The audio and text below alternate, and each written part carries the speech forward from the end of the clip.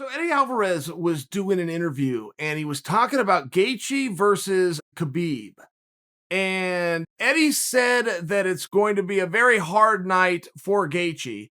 Then it turns out Eddie Alvarez is one hell of a fight analyst because he gave the most incredible breakdown. I suggest that you guys go and find this. And I suggest Eddie keep doing these kinds of things. I mean, I was blown away how good Eddie was at this, but I want to ask you a question. Does anybody think that Justin Gaethje can win? Because the answer appears to be no. But I would wonder why. If I was to give you a prediction, I am also picking Khabib, but I am not dismissing Justin Gaethje.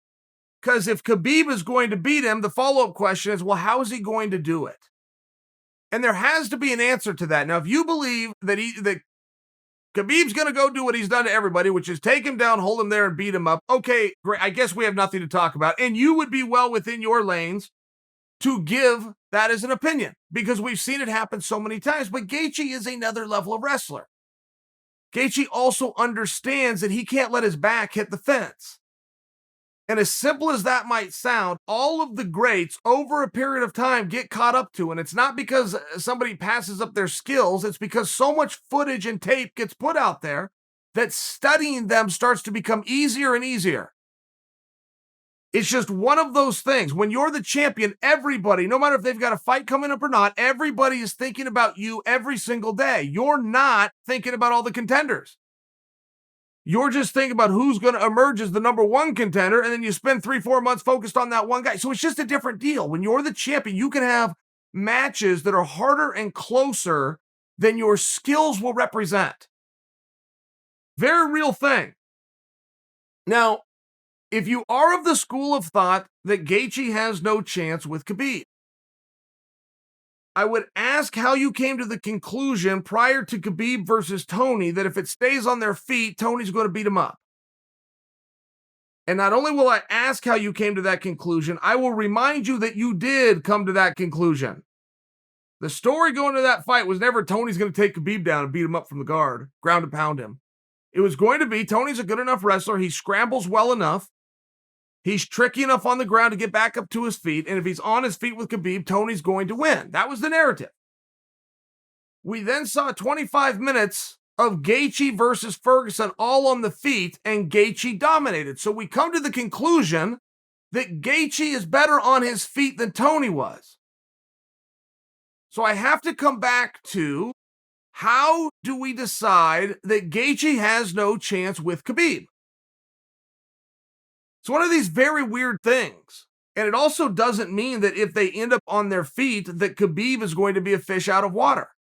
I realize that is a dialogue around him a lot. But he struggled greatly to take Conor McGregor down. Even the times where he did get on top, it was a lot of effort. And in one of those rounds, he was failing, so he stood up on his feet, traded, and put Conor McGregor down, something that Floyd Mayweather couldn't do in 30 minutes of fighting. So we know that Khabib has skills. You might call that a lucky punch. Okay, fine, but we don't have very much to draw from. Khabib has not been on his feet long enough or enough to draw from great frames of reference, but we do have 5 minutes. We had 5 minutes on his feet versus Al Iaquinta. And Khabib was taking some flack that he looked like an amateur. I don't know what that means. If there's amateurs that throw mainly jabs, land them, and don't get hit back because they got head movement and they can slip, okay, great. Then I guess he looked like an amateur.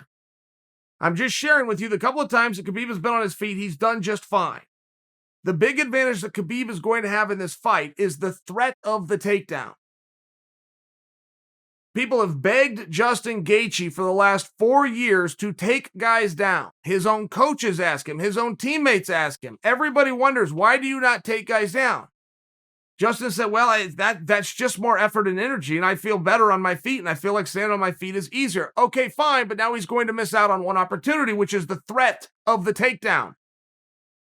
Had Justin slipped in a few takedowns in each fight over the last 4 years, that's going to be in Khabib's mind somewhere. Now it's not. Now, Justin could change that. He could come out and blast him right off the bat.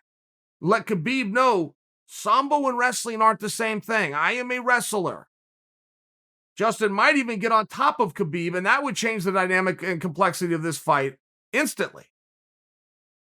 But if Justin gets pushed around, his back goes against the fence, he's probably going to get drugged down. And guys that get drugged down generally don't give up. I mean, I do understand, even as I go through the analysis myself, I also come to Khabib.